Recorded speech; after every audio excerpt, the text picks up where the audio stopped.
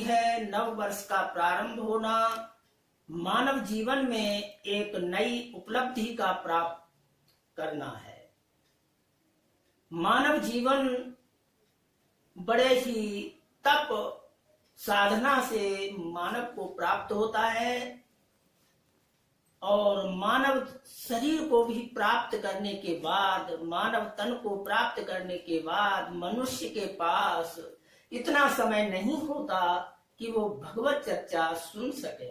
किसी ने बड़ा सुंदर कहा है, अल्प तो अवध जीव तामे बहु सोच कोच, करवे को बहुत काम कहा कहा कीजिए, पारना पुराणों को वेदहु को अंत नाही, वाणी है अनंत चित्त कहाँ कहाँ दीजिए, 100 बातन की एक बात तुलसी जी बताए जात, जन्म जो सुधारा चाहो तो राम नाम लीजिए।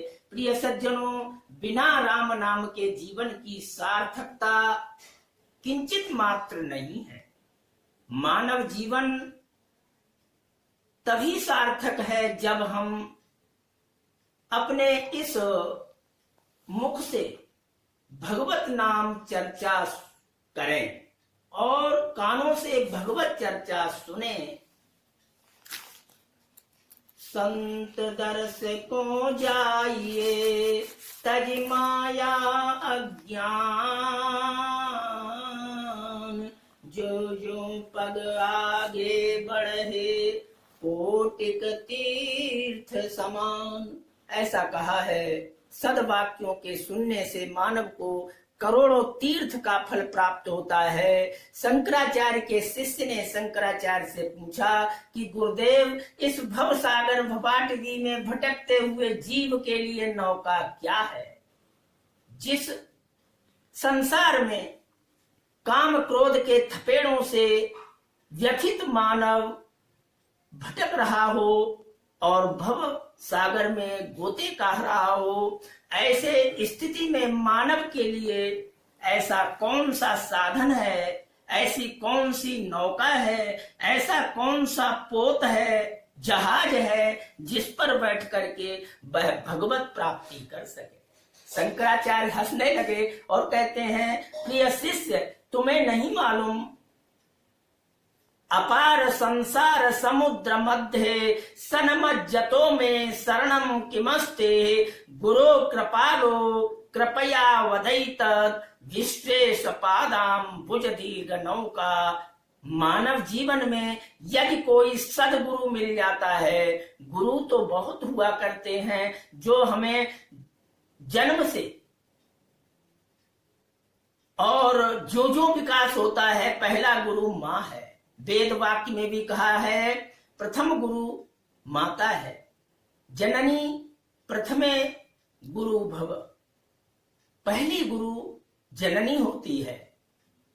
दूसरा जो हमें शिक्षा दे रहा है, जिस क्षेत्र में जिस वेश में पहुंचने की हमारे लिए शिक्षा दीक्षा दे रहा है, वो गुरु है। और इनसे ऊपर उठ करके एक गुरु होता है जिसको सदगुरु कहते हैं।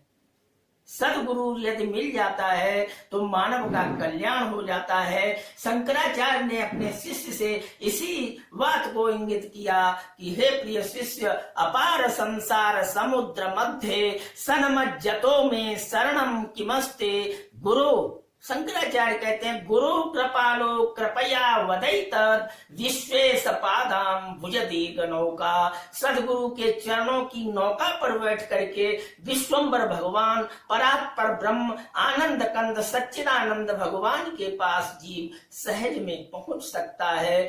आनंद कंद करुणा वरुणालय सच्चिदानंद भगवान को प्राप्त करने में कोई भी उसे कोताही नहीं हो सकती, जब तक हमारे मन में ज्ञान का प्रकाश नहीं है।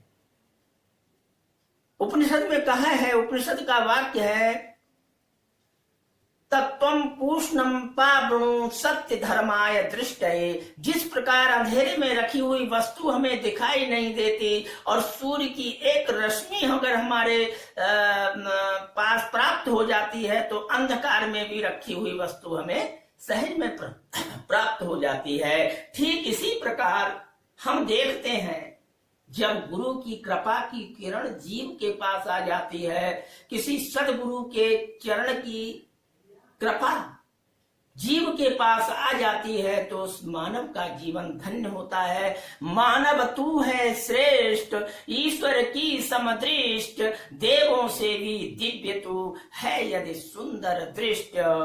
कहने का तात्पर्य है, मानव जीवन में नवदा भक्ति का बड़ा ही महत्व बताया है।